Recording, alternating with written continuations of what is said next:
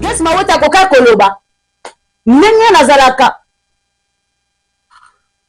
malamu na vie nanga fali pupa na koki ko accepter te na sala featuring na Mopao.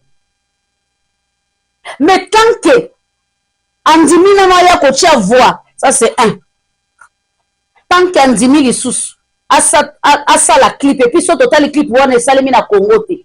Esalemi libanda mboka, n'est-ce pas la famille? Na se trompette hein? Biso na bino tozotala yango. So total clip wana esalemi na mboka na biso te esalemi libanda tant qu'à se déplacer. Ba sale clip wana eza passe. Hein? Donc azalaki d'accord. Mama wa taifa Ejika TV. Ezala Mopao ndaki kokutana na ndeko azalaki na droit ya koloba na osala te. Ponga ina zie na ngaki ngandi tozaka na relation kitoko. Ndeko asalaki yango. Mama wa taifa Ejika TV. Des téléspectateurs de Ejika TV News, balandaka biso mokili mobimba topesi bino mbote. Losako na bino epai bozali na yebete bozali ebele pona kolanda émission na biso epai ya Jika, la mère des nations, la yaya des nations, la tantine des nations, pourquoi pas tata mwasi ya nation. Et ko dépendre na ndenge yo moko okozwelanga. Et tout ça ko benganga mwana nanga, mususu akobenganga leki nanga, mususu akobenga ngai yaya na ye, mususu akotipe kobenganga mama na ye. Ezo dépendre na ndenge yo okozwelanga ye. Alors topesi bino bambote lipai nyonso bozali matondo mingi na Fabrice Mande na sima ya caméra. Alors totombeli bino boye ibolamu na espace na biso tobetaka mindule makambo etali mindule makambo etali actualité ya musique. Sans oublier que non c'est depuis le dimanche oyo Mopao atiaki sur chaîne na ye YouTube 3 clips ya ba jeune artiste. Ezali koloba te ke ba jeune artiste wana bazali mikiete non. Tokozo exemple ya Inosbi azali musicien international. Azali musicien reconnu partout. Azali pe musicien oyo azali na bitidi ya kosala featuring na Mopao mokonzi. Kasi Mopao alobaki etete. Nazali kaka papa ya mutu moko te. Nazali papa ya batu nyonso. Nakotala mabe ya batu te. Kasi nga nakosaproche pembeni ya ba jeune po natika bilembo na ngai elongo na ba chaîne. Alors asalaki featuring na Gali, asalaki pe featuring na Gezi Mawete. Na telemi place ya Gezi Mawete parce que na moni place wana ezali kopesa polémique, place wana ezali kopesa mwa makambo ebele. Bandeko, tokanisa ete Koffi Olomide azali zoba te, tokanisa ete Koffi Olomide azali mayele te, tokanisa ete Koffi Olomide ayebi te. Oui. Lelo soki Gezi Mawete azali na complexe par rapport ya clip wana vis-à-vis ya ndenge batu ba consideraka ete azali moko ya balie ya ba warrior. Avant ba clip eloba ebima ngana loba kete ngana itilizaka kote nanga ya musala nanga. Kote ki musala nanga ndena itilizaka. De ce que zo senga que na lobela mutu oyo même na tikala kolobela ete pona musala anga je le fais. Botikala jamais koyoka ngai koloba kombo ya Gezi Mawete na miziki na biso te. Mais pona featuring ya Gezi Mawete na Mopao mokonzi na tangi kombo ya Gezi Mawete parce que na zui musala na cheli boso. Po Gezi Mawete a accepté basala clip na Mopao mokonzi. C'est qu'il était conscient, il a accepté. Il a dit, viens, il y a quand on sait la clip. Et ça passe. Alors aujourd'hui, quand on a banzungu, comment on a que non, Mopao azo commandé, ba gêne, pour ba paix ça est succès. Moi, ça me fait pleurer. J'ai pitié à votre place. J'ai dit que non, l'homme noir ne changera pas jamais. Même dans un rêve, l'homme noir ne peut pas changer. Mopao commande les jeunes pour leur succès. Mais je vais vous poser la question pour ne pas dénigrer quelqu'un, pour ne pas saboter quelqu'un, pour ne pas humilier quelqu'un. Quel succès que Gezi Mawete a zanango oyo Mopao a commandé ye pour Mopao a utilisé image na ye. C'est la question oyo bisona bino toko se poser place oyo. Succès nini oyo Gezi Mawete azali nango oyo Mopao a s'approcher pembeni na ye pour être Mopao a gagné nango. Même s'il y a les gens qui veulent faire de polémique sur les 3 clips là, Pour nous, il n'y a pas de polémique. Tant qu'il y a légende dedans, il n'y a pas de polémique.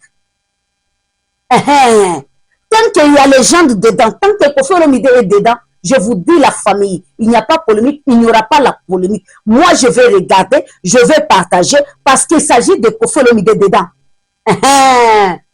Chauffeur Kumbamba Malembe, je vais regarder avec plaisir, parce qu'il s'agit de mes deux grands stars que j'adore. Légende et l'enfant béni de la RDC.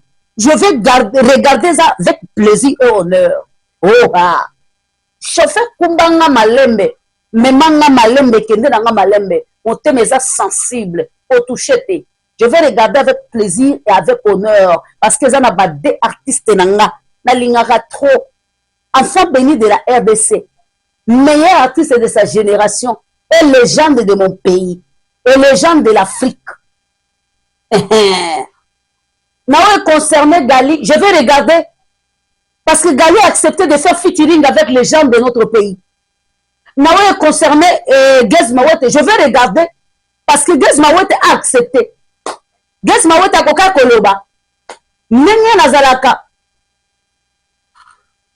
malamu na vie nanga, fali pour panakoki ko accepter tena sala featuring na mopao. Mais tant que Andimi na ya ko tia voix, ça c'est un. Tant qu'Andimi lisusu asa la clip et puis so total clip wana esalemi na Congo te. Esalemi libanda mboka, n'est-ce pas la famille? Na se trompette, biso na bino tozotala yango. So total clip wana esalemi na mboka na biso te esalemi libanda, tant qu'à se déplacer. Ba sale clip wana eza passe. Donc azalaki d'accord.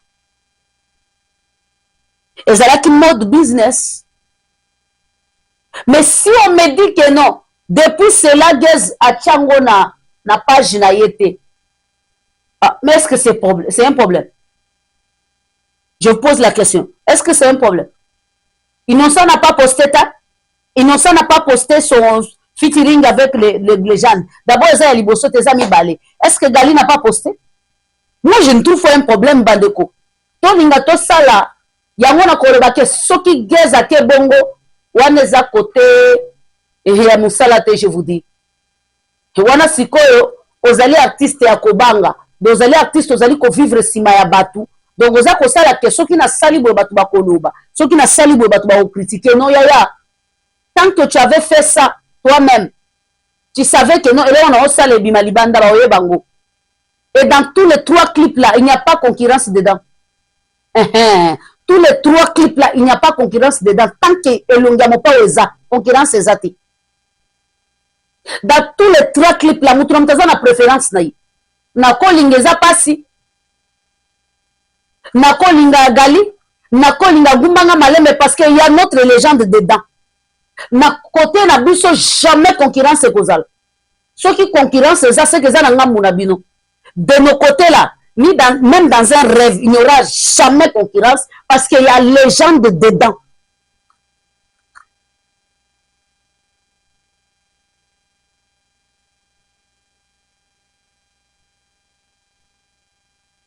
C'est ça. Il y a un moment où Sabino, koyeba musala, eleki makambo ebele. Quand vous allez musicien, kolingo za la promo touté. Yango bokomona ete inosubi lewe koza la quelques têtes mutu moko kaka ndalinga inosubi te na bato bazala na sima na ele reste ba vie na moni kutukuna aucho bois que le moko ya papa chéri ya kala ya ba 2000 soki combien abecha ngo bien pota la keno aza petit ya bato atali ki grand na yete atali ki leader na yete atali ki Michael Jackson ya Afrique te abeti yango musicien zala mutu ya mutu te parce que ye moko pas na besoin zala na batu. Alors so bolingi bo so ba clip misato na bo comme ça ngo polémique il y avait pas ba Kofiet na ba Kofifil et les katé. Tant que les gens daza dedans il n'y aura rien. Yes, comme mutu alinga sala ngo polémique to ye mutu azo banga bato etalié parce que tant wasala ki clip ezala ki ye moko place wana pesa linga na pesa lumière et puis ba 3 clips wana eza na kati ya légende eza na kati ya platinum plutôt eza na kati ya platinum bozomona ndenge ezokende kitoko etala magu gu makasi na baclip wana moto aleki moninga aza te parce que na tous les 3 clips wana nyonso eza ya Koffi Olomide asalika featuring na bano ya ye asalika featuring na bano ya ye moto Koffi Olomide aza na besoin zwa gaz na ye aza te parce que Koffi Olomide ye moko auti obimisa anti-divorce ya ye moko boketala bavi na 1 mois boketalaka bavi anti-divorce auti obimisa embouteillage ya ye moko featuring avec GR33 ya ye moko mwana ndako otala bavi bocompare epesa bino baposition quoi po bilobele esila Koffi na besoin djembela na motu te po azwa makambo so oza na makambo ato djembele pa motu te Koffi na besoin tika batrace aza na besoin tika batrace musicien nini na Congo akoloba sala featuring na Koffi Olomide te oui bakozala na bango oyo baza seke bazalaki complexe balinga te bazalaka complexe balinga te bango moko na swe na bango eza teke mopao moto apusaki bango balinga te bazalaki complexe mais porte ya Koffi Olomide ezalaka polele mpo na mutu tu sikota bofungola bofandi bolobi ndoze aboye tokoma mwana moni toyebisaki bino akoma ojembela so tali nini tala kutu oketala bavi eke bien tous les 3 clips eke bien tous les 3 clips eke kitoko na bango bazosala course mpo toleka po ezoke bien problème ezaka eza na chaîne ya Koffi Olomide eke bien ye moko Koffi Olomide aosalela yango challenge kitoko bana nde baosalela yango challenge kitoko ataka mutu moko alobi aosalela yango challenge te est-ce que biso etali biso te eke kitoko la famille boyeba kosala différence entre fanatisme na côté musala. J'ai déjà dit ça dans un hypocrisie. À aucun jour, j'ai déjà cité le nom de Gez Mawete. Même dans l'actualité musicale, il y a un beau cannabis. Ce n'est pas dit que non, on a un problème avec Gez Mawete. Non. Jamais. Je n'ai jamais. Gez Mawete, c'est un bateau battant à tout peu moins. Gez Mawete, c'est un bateau balobela qui tout peu moins. À aucun jour aussi, je ne peux pas parler du mal de Gez Mawete. Jamais. Mais je ne peux pas parler de Gez Mawete. Mais je parlais de Gez Mawete. Pourquoi? Gez Mawete a fait featuring avec Mopao Mokonzi, légende d'Afrique. Voilà. Où est le mal, où est le problème? Je vous avais dit bien avant que Nazu qui côté qui moussala nanga na tcheli bosso. Gez Mawete yaka. Nana ko partager clip. Na ko tchango tina banzungu. Parce que na kata clip wana légende na biso azali. Eza kola ki sa capacité ya kibo papa. Ezo la sa capacité ya motema monene père azanango. Siko bino bokanisi ke mopa wa yeba kite. Bino bokanisi ke mopa wa yebi na yete. Bokanisi ke mopa wa zakazo babandeko. Biso ba tutoloba ka to sala ka banalise. To mona aka ke biso nde to zala ka bata mayeli. Biso ba to sala ka banalise, biso ba tutoloba ka soit disant ba parzi sango, soit disant ba analyste. To mona aka ke biso nde to zala ba ilete. Ba misisa ba zala na bango pe mayele belé ko le kabiso. Tant que bafanda baseka na biso baseka biso na baseki bakatani babukani. Ouais. Est-ce que on a peut te conseiller lango débat? Parce que tant que tu conseilles le débat ngana ko tuno ka question. Ezala mopa onda kenda ki kokuta na nande. Ndeko azaki na droit ya koloba na osala te. Ponga ina zie na ngaki ngandi tozaka na relation kito. Ndeko asala ki am. Jour mon pao na jeune leader basalaka clip na bango balataka pembe pembe to mona ka jeune leader aboiteli biso ba photo ya ba pembe na bango balataki na kamata ba photo na lobi eloko moko ezobonga to mona ka mo pao aboiteli biso yango laissez photo to mona ka te zalaka ya côté ya Gez Mawete. Gez Mawete aso banga nani wale talinga ite ngana zo salaka ka promotion eza pasi featuring mo pao e Gez Mawete point bar. Le reste, ça ne me regarde pas. C'est ça ce qu'on vous dit. Il ne faut pas être, tu es musicien, tu es fanatique d'un autre musicien. Ça ne peut pas se faire. Vous êtes des collègues, vous collaborez ensemble, mais tu ne peux pas être fan ou bien Atalakou. Voilà Yoruba aujourd'hui. Quelqu'un que je ne connais pas, mais je peux donner l'exemple de Yoruba aujourd'hui. C'est ça. Tu ne peux pas être musicien et tu es Atalakou d'un autre musicien. Tu seras limité de faire d'autres choses pour ne pas que les gens se désabonnent de toi, pour ne pas que les gens puissent, que je ne sais pas. Mais le problème qui est là, ça passe, c'est pour nous. Kaka sikonde na uchi kutu ko partager ngo. Kaka siko pe na uchi ko chango na ba store nanga. Kaka siko na uchi ko tala talango. Kaka siko na uchi ko partager ngo tina bazungu. Le problème est que je ne vois pas. Je vois que notre légende a sali na jeune artiste ya mboka na biso. Voilà côté biso tozaka différent na bino. Voilà côté biso toyebisaka bino ke tokamataka musala na biso totie liboso. Le reste ça ne nous regarde pas. Tozwaka musala na biso totie liboso. Oyo etikali etalaka biso te. Ezala ya ndenge nini etalaka biso te. Ezala ekoya ndenge nini etalaka biso te. Le reste là, ce n'est pas notre problème. Ça va? Ça va? Ouais. Alors arrêtez un peu de mettre Kofi dans le bêtise, dans le débat de 4 balles. Seulement quand on a 2024, oui. Seulement quand on a 2 mois ou 3 mois, il a ndani, oui. Kofi a boit combien de clips? Et t'as les mines pour que Kofi le mida qui djembe la na succès. Bah toi na aucun de djembe la bango. Est-ce que va na succès? Pas d'interrogation. Bah toi Kofi le mida aucun de djembe la bango. Est-ce que va na succès? Non. Et ça perd à l'ingati kabatras na ye na bana. De ce côté là-bas, mais c'est Kofi Olomide. Na vrai combo na yo, mais c'est Antoine, Christophe Agwepa.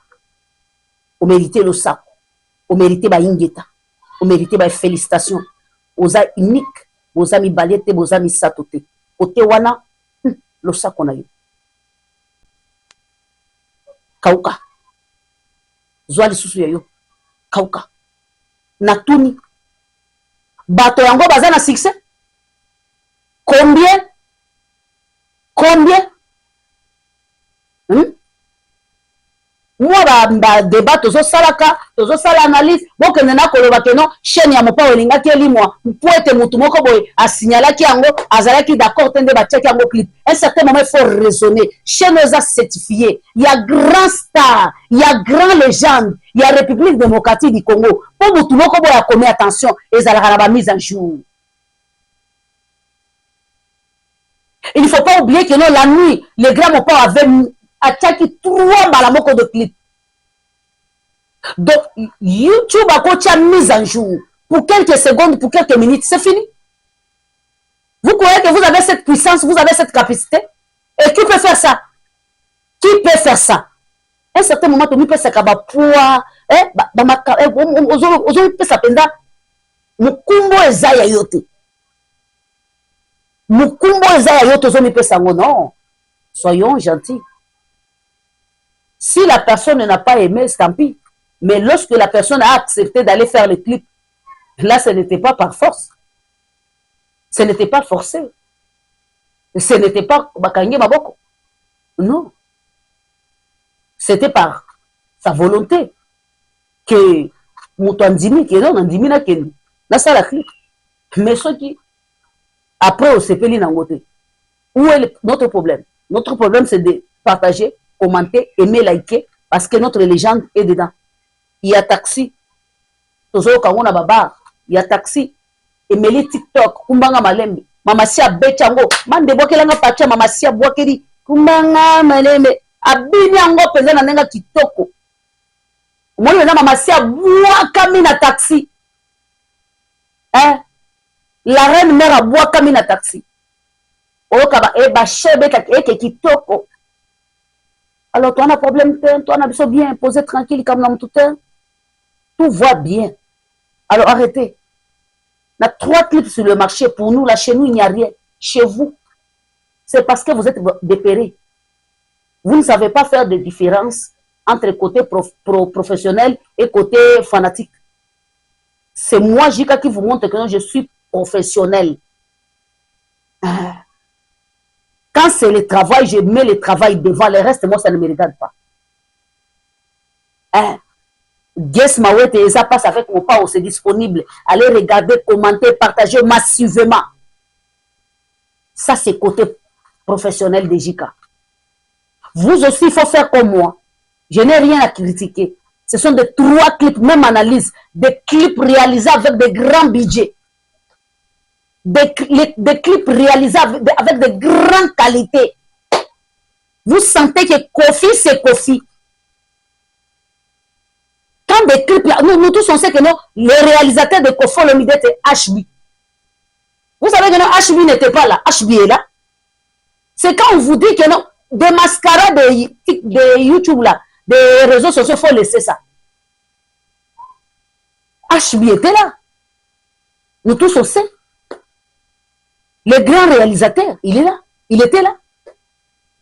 Et là, on a complexé, ceux qui n'ont pas. C'est votre problème. Nous devons nous ces clips de Kofi Olomide. Le reste là, ça ne nous regarde même pas. À ce moment ici, je vous pousse, je vous envoie d'aller. Mettez ça en Play Store.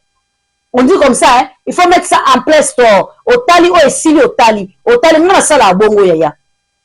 Comme sous na lingina lal, na tiango na Play Store, tous les 3 na proclamé en haut. Na tiananga boye na kitisi volume. Na lali nanga. Na oyo tukakaka ese koma ki na suka. Esili. Na lingina lal sous na tie bongo. Clip ya mabe zata, nzembo mabe zata nyoso za kitoko. Mopao alinga tika bilembo na ye. Na ba jeune artiste ya Congo. Alors pour na yango bo féliciter, pour na yango bo kumisa ye. Na 47 ans de carrière, mopao akoje mérita mutu. Mutongo bo beta ya lisolo na Kofi Olomide. Ah non, je suis désolé. Alors merci beaucoup pour chuter. Il ne faut pas oublier. Il faut doum de 27 et ça cause la biso. 2025 ça sera chaud. Et que vous allez makambo. Bien sûr. À ne pas oublier, Platinum est sur le marché. Achetez vos CD. Il y a beaucoup de gens qui demandent, ils ont été kamawap, so ok kana oshuana beaucoup zwango. Et pas moi nabiso, et pas ndeko nabiso, jeune boss, jeune millionnaire, Miss Minou, univers, beaucoup zwayango pe, na poto partout ezanango. Beaucoup zwango partout na poto. Merci beaucoup, je vous aime, je vous adore. Arrêtez des débats à dormir debout. Arrêtez de mélanger Kofi Olomide. Kofi Olomide, pour le moment, c'est le père. Kalate a comme producteur et Batebele. Batebele a reluka. Babando kende pas ya Kofi Olomide, maison de production pour produire bango. Kofi Olomide, ce n'est pas n'importe qui. Bossamboka. Je vous aime, je vous adore. Merci Fabrice Mande derrière caméra. Je crois que vous tirez là, un ba image, tout le ba image, pour ça la biso kitoko, pour ebenda pe batu. Merci beaucoup na bato bakolandanga, beau aimer, beau partager, beau s'abonner massivement pour que tant que Jika zotia eloko, o raté eloko mon côté, ozala toujours en actualité, na biloko nyonso tokutia na Jika TV News. Merci, bye bye. Yango makasi yango nzamba pesa ngai uta wapi.